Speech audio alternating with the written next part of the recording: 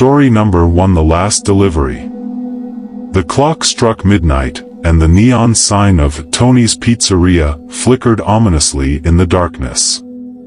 Jake, the new delivery boy, had heard the rumors about the haunted house at the end of Willow Lane, but he never believed them, until he received the order that would change his life forever. Jake had just turned 18 and was eager to earn some money for college. When he landed a job at Tony's Pizzeria, he felt like he had hit the jackpot. The pay was decent, and he loved pizza. But as he settled into his new role, he quickly learned that the night shift was not for the faint of heart. The pizzeria was located on the outskirts of town, surrounded by dense woods that seemed to swallow the light. The staff was a motley crew of characters, each with their own quirks. There was Tony, the gruff owner with a heart of gold, Maria, the sassy waitress who always had a joke ready, and Sam, the delivery driver who had been there for years and had a penchant for ghost stories. "Just wait until you get your first delivery to the old Miller house," Sam said one night, his eyes glinting with mischief. "They say it's haunted." Jake laughed it off, but a chill ran down his spine. He had heard the stories. The Millers had vanished without a trace years ago, and their house had become a local legend. No one dared to go near it after dark. A few weeks into his job, Jake was working the late shift when the phone rang. It was a delivery order for the Miller house. His heart raced as he took down the details. The address was the same as the one from the stories, and he could feel the weight of the air around him as he prepared to leave. "Are you sure you want to take that one?" Maria asked, her voice laced with concern. "No one ever goes there." "I'll be fine," Jake replied, trying to sound braver than he felt.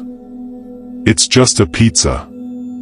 As he loaded the pizza into his car, he couldn't shake the feeling that he was being watched. The woods loomed around him, dark and foreboding. He turned on the radio to drown out the silence, but the static only added to his unease. The drive to the Miller house felt longer than usual. The road was narrow and winding, flanked by trees that seemed to reach out like skeletal fingers. As he approached the house, he noticed that the windows were boarded up, and the front yard was overgrown with weeds. Jake parked his car and took a deep breath. He grabbed the pizza and stepped out, the crunch of gravel underfoot echoing in the stillness. He walked up to the front door, which creaked ominously as he knocked. No answer. He knocked again, louder this time. Still nothing. Just as he was about to turn back, he heard a faint voice from inside. "Come in." The voice was soft and inviting, but it sent a shiver down Jake's spine. Against his better judgment, he pushed the door open. It swung wide, revealing a dark hallway that seemed to stretch on forever. The air was thick with dust, and the smell of decay lingered. "Hello?" he called out, his voice trembling. "I have your pizza." "Come in," the voice repeated, more insistent this time. Jake stepped inside, the door creaking shut behind him. He felt a chill run through him as he ventured further into the house. The walls were lined with faded photographs of the Miller family, their eyes seeming to follow him as he moved. "Where are you?" he called out, trying to sound brave. "In the living room," the voice whispered. Jake followed the voice into the living room, where the air was even colder. The room was dimly lit by a single flickering candle on a table. In the corner sat an old woman, her face gaunt and pale, her eyes sunken deep into her skull. "Thank you for coming," she said, her voice raspy. "I've been waiting for someone to bring me food." Jake's heart raced. I have your pizza," he stammered, holding it out to her. She reached for it with bony fingers, but as she did, he noticed something strange. Her hand was translucent, as if she were fading away. Panic surged through him. "I need to go," he said, backing away slowly.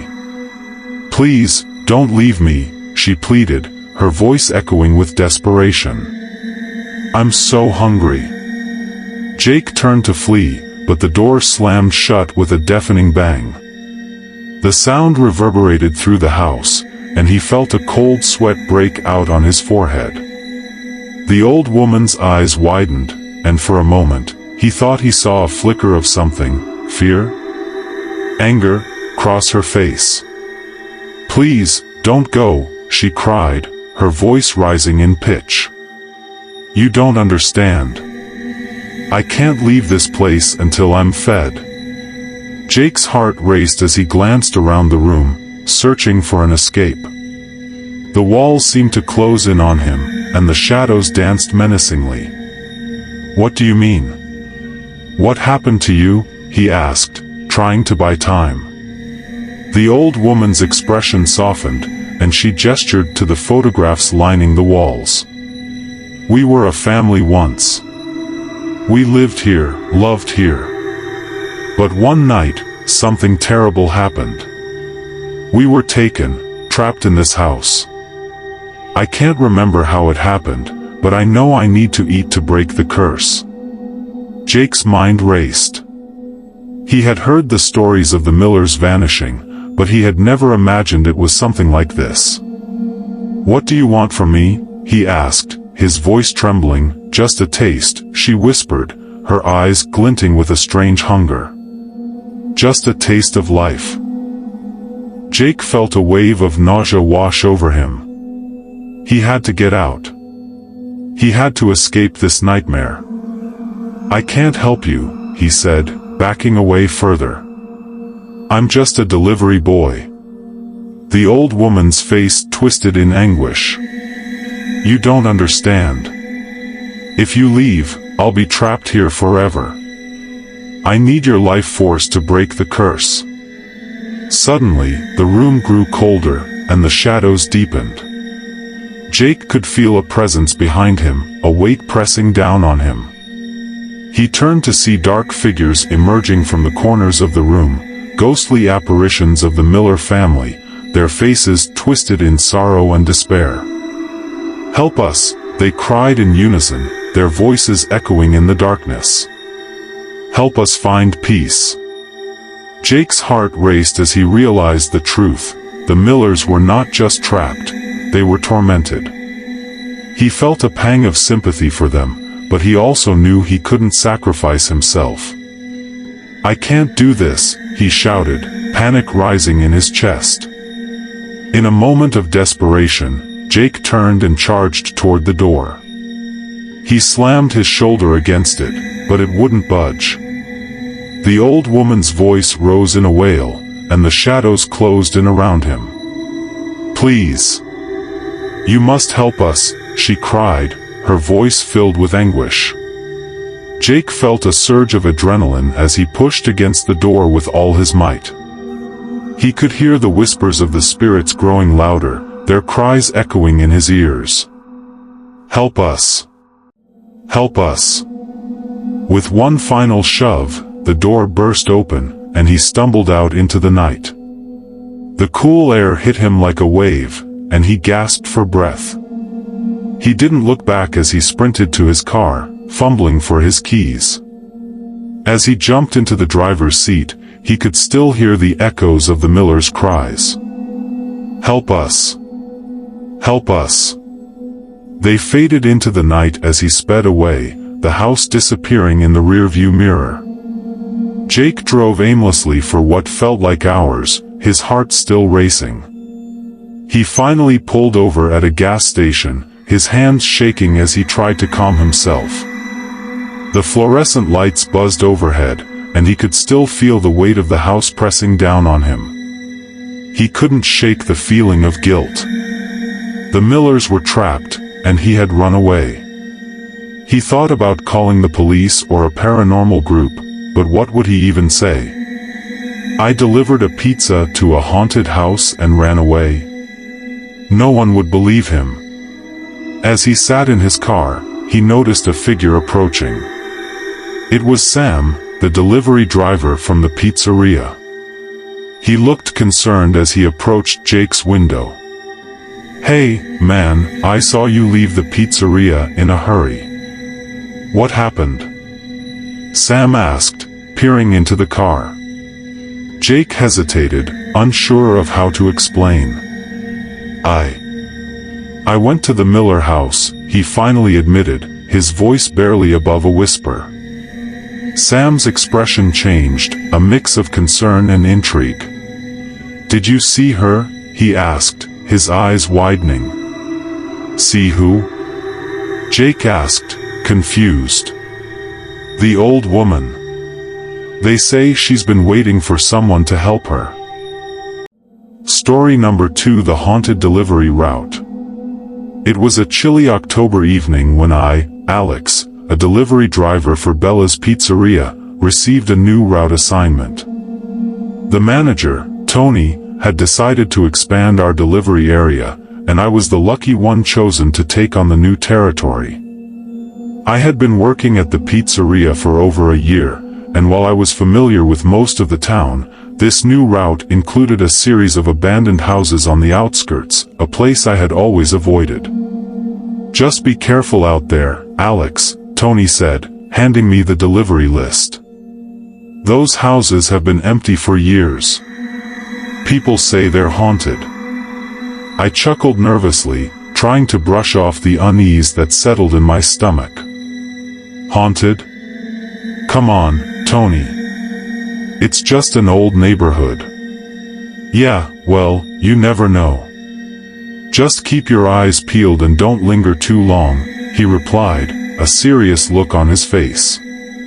With a wave, I grabbed the delivery bag and hopped into my car. The sun was setting, casting long shadows across the road as I drove toward the new route. The streets grew quieter, and the houses became more dilapidated. I could feel the atmosphere shift, the air thick with an unsettling energy. My first delivery was to a house at the end of a long, overgrown driveway. The place looked like it hadn't been touched in decades, with vines creeping up the walls and broken windows staring out like hollow eyes. I parked the car and grabbed the pizza, trying to shake off the feeling of dread that washed over me. As I approached the front door, I noticed the paint was peeling, and the wood creaked ominously beneath my feet. I knocked, and after a moment, the door swung open, revealing a dark hallway. "Hello?" I called out, my voice echoing in the silence. "Pizza delivery." No response. I stepped inside, the air stale and heavy. I placed the pizza on a dusty table and turned to leave when I heard a faint whisper, like a breeze brushing past my ear. I froze, my heart racing. "Hello?" I called again, but there was only silence. Shaking off the unease, I hurried back to my car, eager to get to the next delivery. As I drove away, I glanced in the rearview mirror and swore I saw a figure standing in the window, watching me. I shook my head, trying to convince myself it was just my imagination. The next few deliveries were similar, abandoned houses, eerie silence, and the occasional whisper that sent chills down my spine. Each time I left a pizza, I felt a strange energy lingering in the air, as if the houses were alive with memories of the past. At one house, I delivered a pizza to a crumbling Victorian that looked like it had been frozen in time. As I placed the pizza on the porch, I heard a soft sobbing coming from inside. I hesitated, my hand hovering over the doorbell. Should I check? But the thought of stepping inside that dark, empty house made my skin crawl. "Just a delivery," I muttered to myself, backing away. I got into my car and drove off, the sobbing echoing in my mind. As the night wore on, I began to notice a pattern. Each delivery seemed to awaken something in the houses, a flicker of life in the shadows. I could feel the weight of their stories pressing down on me, and I couldn't shake the feeling that I was being drawn into something far beyond my understanding. My final delivery of the night was to a house that stood alone at the end of a long, winding road. The moon hung low in the sky, casting an eerie glow over the property. I parked and stepped out, the air thick with anticipation. As I approached the door, I felt a chill run down my spine. I knocked, and the door creaked open, revealing a dimly lit hallway.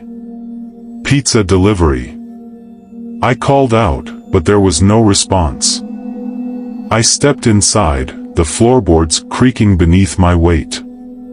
As I placed the pizza on a table, I noticed a family portrait hanging on the wall. The faces were faded, but I could make out a woman, a man, and 2 children. They looked happy, but there was something unsettling about their smiles, as if they were hiding a dark secret. Suddenly, I heard a soft voice whispering my name. "Alex, help us."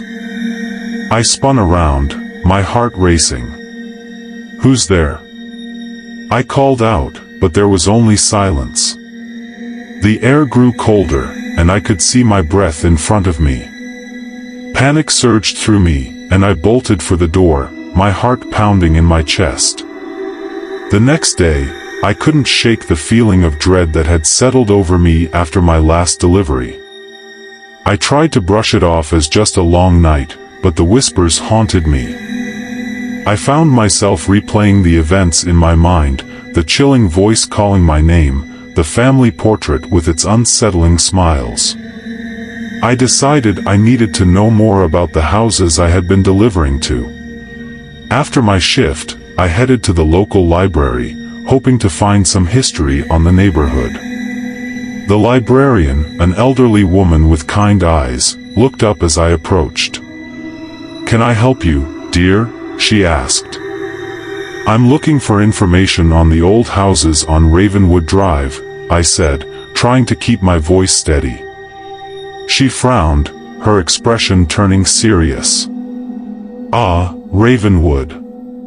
That place has a dark history. Many people have lived there, but most left in a hurry. Some say the houses are haunted." "Haunted?" I echoed, feeling a chill run down my spine. "Yes, dear. There were tragic events in that neighborhood. Families lost their lives under mysterious circumstances, and many believe their spirits still linger," she explained, pulling out an old newspaper clipping. "This article talks about a fire that consumed one of the houses decades ago, killing a family inside. It said that their spirits never left." I took the clipping, my heart racing. "What about the other houses?" She shook her head. "Each has its own story. Some were abandoned after the owners disappeared, others after tragic accidents. It's a place filled with sorrow." I thanked her and left the library, my mind racing.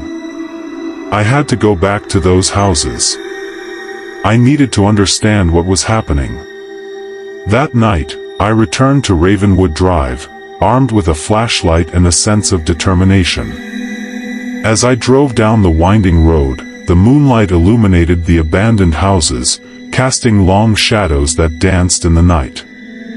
I parked in front of the Victorian house where I had heard the whispers. Taking a deep breath, I stepped out of the car, the air thick with tension. I approached the front door, my heart pounding in my chest. "If there's anyone here, I'm not here to hurt you," I called out, trying to sound brave. "I just want to help." The door creaked open, and I stepped inside, the familiar chill enveloping me. I turned on my flashlight, illuminating the dusty interior. The air felt heavy, charged with emotion. I moved cautiously through the house, the floorboards creaking beneath my feet. As I reached the living room, I noticed the family portrait again. This time, the faces seemed to shift, their expressions morphing into sorrowful gazes. "What do you want from me?" I whispered, feeling a wave of sadness wash over me. Suddenly, the whispers returned, louder this time. "Help us, find peace." I closed my eyes, trying to focus. "How can I help you?" I asked, my voice trembling. The temperature dropped, and I felt a presence behind me. I turned, and there stood the ghostly figures of the family from the portrait, the mother, father, and 2 children. Their faces were pale, their eyes filled with longing. "Please," the mother said, her voice echoing like a distant memory. "We are trapped here. We need you to uncover the truth." "What truth?" I asked, my heart racing. "The fire, it was no accident," the father replied, his voice filled with anguish. "Someone wanted us gone. We need you to find out who did this." I nodded, feeling a sense of purpose. "I'll help you. I promise." The next day, I returned to the library, determined to dig deeper into the history of the family and the fire. I spent hours poring over old newspapers, records, and anything I could find related to Ravenwood Drive. Finally, I stumbled upon a series of articles detailing a bitter feud between the family and a neighbor over property lines and business disputes. As I read, a name stood out: Harold Jenkins. He had been a local businessman who had clashed with the family over land rights. The articles hinted at threats and hostility, culminating in the tragic fire that had claimed their lives. I felt a surge of anger. This man was responsible, I muttered to myself. He drove them to this. With this new information, I returned to the Victorian house that night, ready to confront the spirits once more. As I entered, the air felt charged, and I could sense their presence. "I found out what happened," I said, my voice steady. "Harold Jenkins was behind the fire. He wanted your land." The spirits appeared before me, their expressions shifting from sorrow to hope. "You must make